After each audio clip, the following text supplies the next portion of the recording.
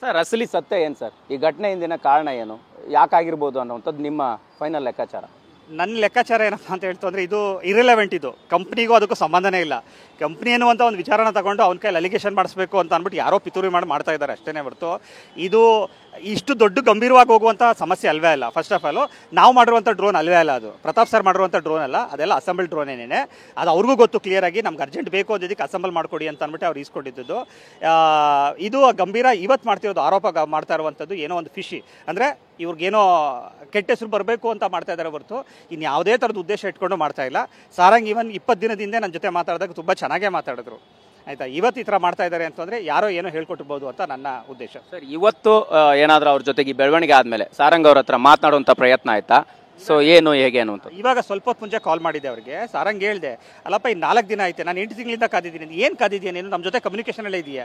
Pratap sir ನಾವು ಧಾರವಾಡ ಕೃಷಿ ಮೇಳ ಮಾಡಿದಾಗ ನೀವು ನೋಡ್ಬೋದು, ಧಾರವಾಡ ಕೃಷಿ ಮೇಳದಲ್ಲಿ ಸಾರಂಗೂ ಇದ್ದಾನೆ, ಪ್ರತಾಪ್ ಸರ್ ಇದ್ದಾರೆ, ಅವರು ಇದ್ದಾರೆ, ಎಲ್ಲರೂ ಚೆನ್ನಾಗಿ ಮಾತಾಡ್ಕೊಂಡಿದ್ದಾರೆ.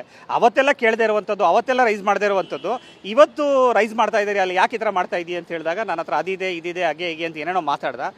ಏನೋ ಒಂದು ಪಿತೂರಿಂದ ಅವ್ನು ಮಾಡ್ತಾ ಇದ್ದಾನೆ. ಬಟ್ ನಾನು ಕನ್ನಡ ಜನತೆಗೆ ಹೇಳುವಂಥದ್ದು ಇಷ್ಟೇನೇನೆ, ದಯವಿಟ್ಟು ಪ್ರತಾಪ್ ಸರ್ ಏನು ಅಂತ ನೀವು ನೋಡಿದ್ದೀರಾ. ಒಬ್ಬ ವ್ಯಕ್ತಿ ಒಂದು 5 ದಿನ ಮೋಸ ಮಾಡ್ಬೋದು, 10 ದಿನ ಮೋಸ ಮಾಡ್ಬೋದು, 15 ದಿನ ಮೋಸ ಮಾಡ್ಬೋದು. ಅವ್ರು ಯಾವತ್ತೂ ಕೂಡ ಅವ್ರ ಒರಿಜಿನಾಲಿಟಿನ ಅವ್ರು ಕಳ್ಕೊಂಡಿಲ್ಲ. ಅವರು ಇದ್ದಂಗೆ ಇದ್ದಾರೆ. ಆಯಿತಾ, ಸುಮಾರು ಜನ ಆರೋಪ ಮಾಡ್ತಾಯಿದ್ರು, ಬಿಗ್ ಬಾಸಲ್ಲೂ ಕೂಡ ಆರೋಪ ಮಾಡ್ತಾಯಿದ್ರು ಏನಂತ ಅಂದರೆ ಅವರು ಚೇಂಜ್ ಆಗ್ತಾ ಇದ್ದಾರೆ ಅಂತ. ಅವ್ರು ಚೇಂಜ್ ಆಗ್ತಾ ಇರೋದು ನೀವು ಅಬ್ಸರ್ವ್ ಮಾಡ್ಬೋದು. ಸುದೀಪ್ ಸರ್ ಯಾವಾಗ ಅವರಿಗೆ ಒಂದು ವಿಷಯ ಹೇಳ್ತಾರೆ, ನೀವು ಸೈಲೆಂಟ್ ಆಗಿರಬಾರ್ದು, ನೀವು ಹಿಂಗಿರಬೇಕು ಹಂಗಿರಬೇಕು ಅಂತ ಅಂದ್ಬಿಟ್ಟು ಯಾವಾಗ ಹೇಳ್ತಾರೆ ಅವಾಗ ಅವ್ರು ಮಾತಾಡ್ತಾ ಇದ್ದಾರೆ ಹೊರತು ಅದು ಬಿಟ್ಟು ಅವ್ರು ಯಾವುದೇ ಕಾರಣಕ್ಕೂ ಯಾರ ಮೇಲೂ ಅಲಿಗೇಷನ್ ಮಾಡಿಲ್ಲ. ಈವನ್ ಅಲ್ಲಿ ಒಳಗಡೆ ಗಲಾಟೆ ಮಾಡ್ತು ಅಂತಂದ್ರೆ ಅವ್ರನ್ನ ಅಣ್ಣ ಅಂತ ಗೌರವ ಕೊಟ್ಟೆ ಮಾತಾಡ್ತಾ ಇದ್ದಾರೆ. ಅದು ಅವ್ರ ವ್ಯಕ್ತಿತ್ವ. ಅವ್ರನ್ನ ನಾನು ಇವತ್ತಿಂದ ನೋಡ್ತಾ ಇಲ್ಲ, 2019ನೇ ಇಸ್ವಿಯಿಂದನೂ ನನಗೂ ಅವರು ತುಂಬ ಕ್ಲೋಸು.